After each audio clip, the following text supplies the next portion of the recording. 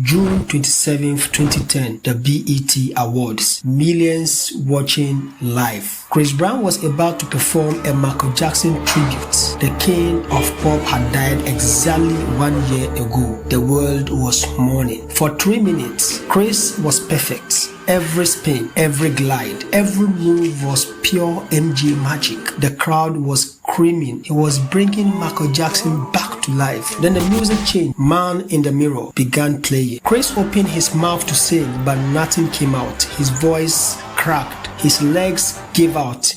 He fell to his knees. Tears poured down his face. The performance stopped, but the question started. Why was Chris Brown crying? 1 year earlier, Chris Brown's world had ended. February 2009, the night before the Grammys, he assaulted his girlfriend, Rihanna. The photos went viral. Her face was bruised, broken. The world saw everything. In one night, Chris Brown went from America's sweetheart to America's villain. Radio stations banned his music. TV shows cancelled his appearances. Award shows refused him entry. Sponsors dropped him. His fans turned on him. He was 19 years old and his career was already over. For a year, he disappeared.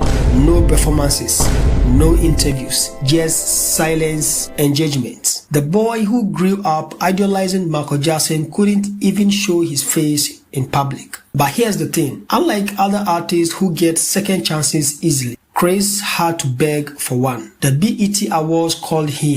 I'm calling from the BET Awards office. We're doing a Michael Jackson tribute. We want you. This wasn't just a performance. This was his one shot. His only chance to remind the world he could still dance, still perform, still matter. The pressure was crashing. Mess up and he is done forever. Succeed and maybe, just maybe, the world will listen to him again. He rehearsed for weeks. Every step had to be perfect. Every move had to honor Michael. But something was happening inside him that he couldn't rehearse for. Michael Jackson wasn't just Chris Brown's idol. Michael was his escape. When Chris was a kid watching MJ videos, he forgot about everything else. The poverty, the violence at home, the fear. Michael made him believe a poor kid could become great. And now, Michael was gone and Chris' own life was in ruins. Man in the Mirror started playing. The song Michael wrote about looking at yourself, about admitting your mistakes, about changing.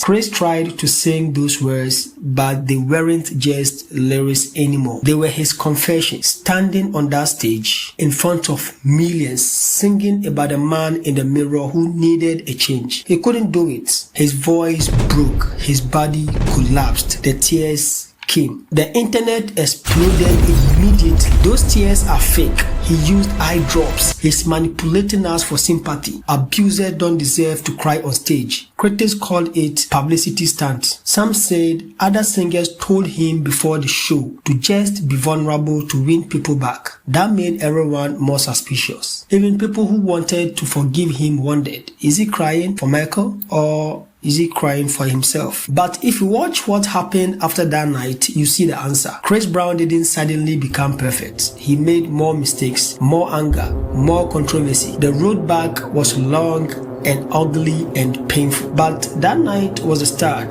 The breakdown wasn't a performance. It was a breaking point. For 1 year, he had been holding everything in. The shame, the guilt, the loss of everything he worked for, the death of his hero, the hate from millions. On that stage, it all came out.